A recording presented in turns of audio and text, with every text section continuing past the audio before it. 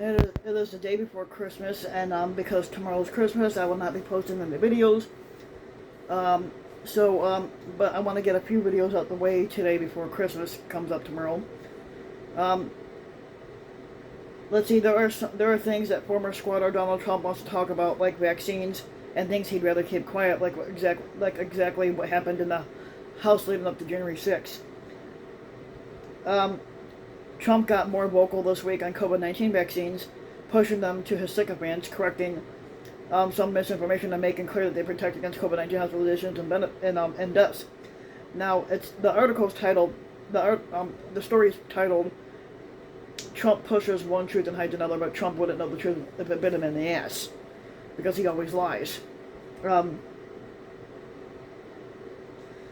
he's also seeking personal credit for vaccine development and telling his sycophants that they should get the shot, even if he agrees that they should have a right to not get it. Now, he doesn't get credit for anything because he basically didn't have anything to do with the vaccines and everything anyway. So when the Conservative podcast host Candace Owens raised doubts about the efficacy of the vaccine during an interview, but when she was interviewing Trump, he corrected her. He said, "No, the vaccine does work. The ones that get very sick and go to the hospital are the ones that don't take their vaccine, but it's still their choice. And if you take the vaccine, you're protected." Which, yes and no, it's kind of true. But yeah, Owens released excerpts of the interview days after Trump had faced a smattering of boos from sycophants when he talked during a question and answer with former faux sexual predator host Bill O'Reilly about getting the booster shot.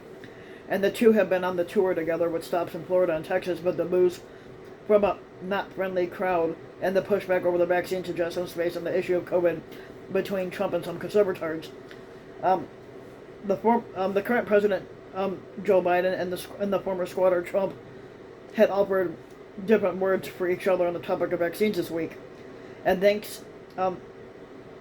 basically Biden said that thanks to my administration and our scientific community, America is one of the first countries to get the vaccine. And Trump admitted to Foe that he had been surprised and appreciative. Wait, I'm kind of surprised that he would be appreciative of anything, because Trump's a piece of shit who doesn't appreciate anybody. And at least in that particular moment, he found it hard to criticize Biden at all. Now, imagine if Trump had taken this vocally pro-vaccine stance months ago, building trust in the vaccine back then, instead of making statements like this. People were refusing to take the vaccine because they don't trust the administration. They don't trust the election results, and they certainly don't trust the fake news, which is refusing to tell the truth. Yeah, we know, Trump, you don't tell the truth at all, so... And this is a statement that Trump had made back in July as the Delta variant was taking hold. And Trump has previously pushed Americans to get vaccinated, but he hasn't exactly shouted it from the rooftops about it. He kept his own vaccination quiet until after he was voted out a squatter. CNN's Veronica Strzelecki and David Wright note that Trump has frequently politicized the development and rollout of the vaccines, and told the Wall Street Journal in September that he was unlikely to get a booster shot. He was also inconsistent on promoting the science-backed recommendations to slow the spread of the virus and push disproven treatments for COVID-19. Now, however, he's trying to take personal credit for something he doesn't deserve. Trump lied to Candace Owens and said that he came up with the vaccine, and 3 of them, and he says they're all very good. Unfortunately, his previous attitude probably was influenced by the mistrust of vaccines among Republicans. 4 in 10 Republicans remain unvaccinated and much less boosted, according to November data from the Kaiser Family Foundation. Now, while most Republicans, like most Americans, are either completely or partially vaccinated, it's also true that most unvaccinated Americans either belong or they lean toward the GOP party, according to CNN's Ariel Edwards-Levy. She cites research that suggests that not even Trump's endorsement is likely to change the minds of these idiots. A much larger portion of Republicans, which is 72%, say that they may have been influenced by Trump's conspiracy theory about the 2020 election, and that they didn't trust that the results were accurate. Now, the election lie may be Trump's favorite thing to talk about publicly, and vaccines are something that he'll now defend.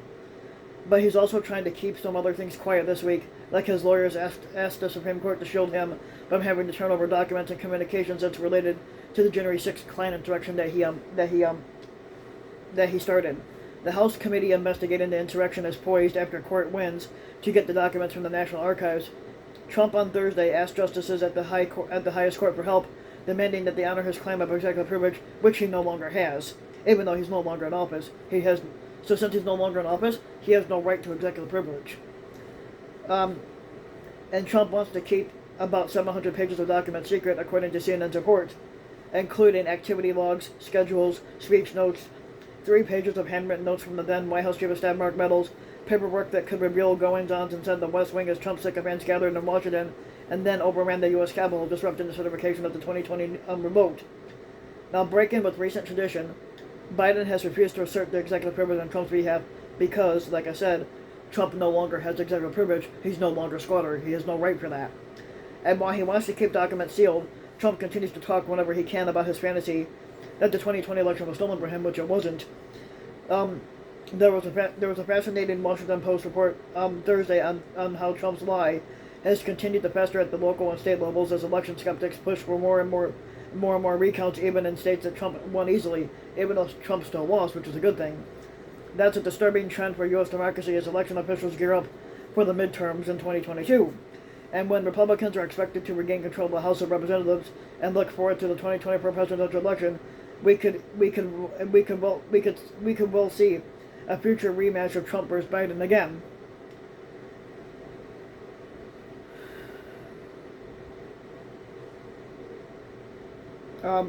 So if you like the video, give the video a like and subscribe to my channel, RBW King, and also hit the notification bell so that you'll be notified when a new video comes out, and thanks for listening.